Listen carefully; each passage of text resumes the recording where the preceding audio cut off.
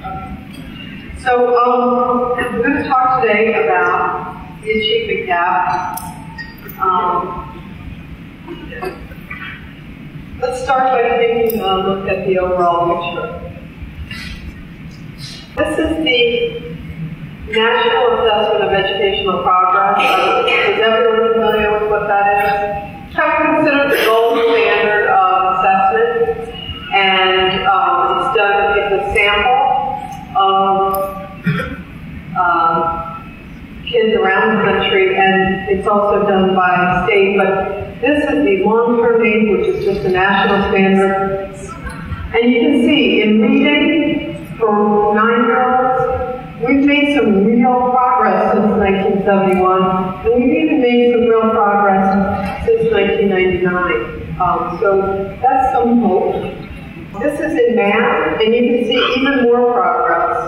And some real narrowing of the achievement gap. So there appears to be some real hope on the horizon at the elementary level.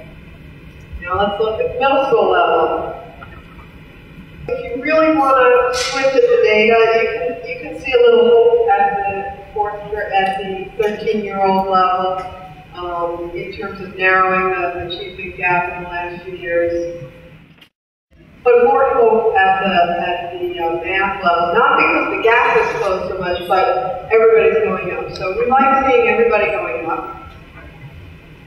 So there's even some hope at the middle school level.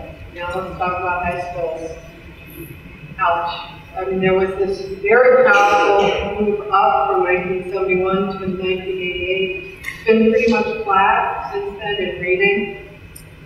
And you know, you can debate why the improvement from 71 to 88 for African American students, but probably the desegregation of schools is kind of a big one. And math again, we've been stalled since about 1988. Graduation rates are pretty awful. This is actually an old map. But the data hasn't changed very much. Kentucky isn't the worst, and it's not the best, but somewhere in the 60 to 69% rate, which is, you know, pretty horrendous.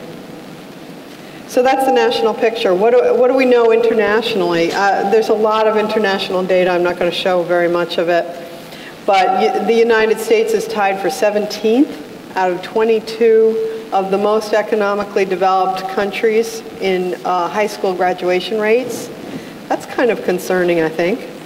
You know, to be below Greece, that's not how we think of ourselves in terms of high school graduation.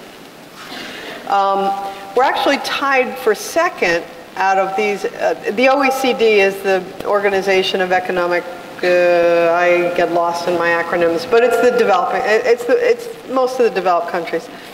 So it's second. It's tied for second in bachelor's degree attainment. That sounds good, but it's sixth for younger workers with a bachelor's degree.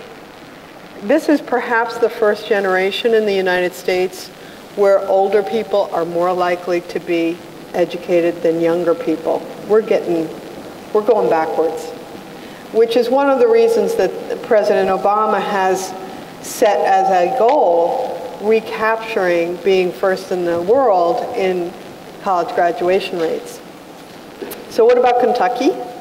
I don't pretend to be an expert in Kentucky, but if you're interested, and I was supposed to bring them, and I apologize, I did not. But if you're interested, the Education Trust, which is at www.edtrust.org, does state reports. If you go to reports and publications and then look for something called EdWatch, a map of the United States pops up, click on Kentucky, and you'll get a lot of really interesting data about Kentucky, and this is just a little bit of it. So you see that 72% of fourth graders in Kentucky are considered proficient on the Kentucky exam. Only 33% are proficient on the NAEP reading exam. This kind of indicates that the standards that you have so far are not terribly high. They're pretty much aligned with the basic level for NAEP. That's not unusual, by the way. A lot of states do that. You consider proficient what NAEP considers basic. And the results vary enormously by group. You see here African American, Asian, Latino, Native American, and white. You see African Americans are doing much worse than white kids, both on the Kentucky results and on the NAEP results. So in NAEP, 54% of African American students in Kentucky are below basic. That's not good. But 25% of the white kids are below basic. That's not good either. Is Kentucky closing the gap? It's not. You can see it's not closing the gap at all in fourth grade reading. And last week, actually this week, yesterday, the new NAEP results for math were released, and there's some good news and some bad news for Kentucky. So I want to give you the good news.